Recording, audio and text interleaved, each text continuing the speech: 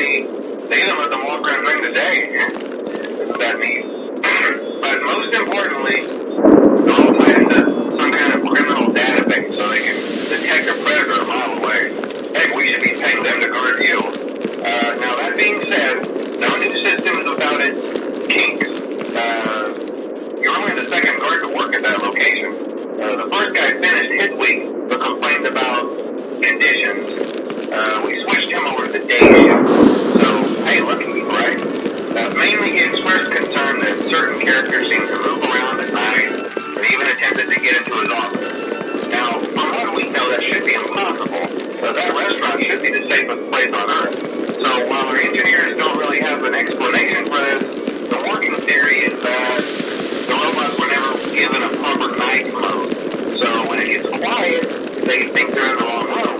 So then they go try to find where the people are, and in this case, that's your office. So our temporary solution is this. There's a music box over by the prize counter, and it's rigged to be wound up remotely. So just every once in a while, switch over to the prize counter video feed and wind it up for a few seconds. It doesn't seem to affect all of the animatronics, but it does affect one of them. And the rest of them, we have an even easier solution. Well, I think that's it. You should be golden. Check the lights, put on the Freddy head if you need to. Keep the music box wound up, piece of cake. Have a good night, and I'll talk to you tomorrow.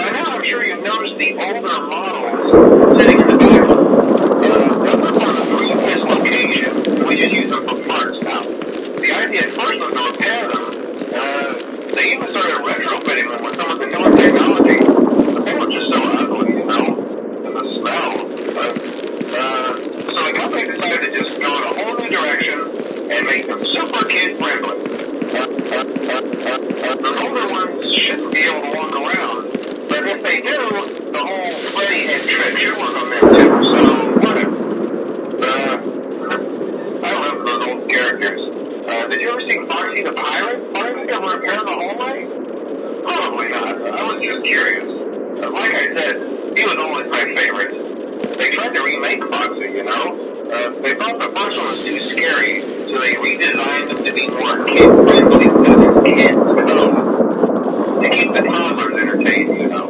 But kids these days just can't keep their hands to themselves. The staff literally had to put Foxy back together into every shift. Eventually they just stopped trying and left him in some kind of take apart, put back together attraction.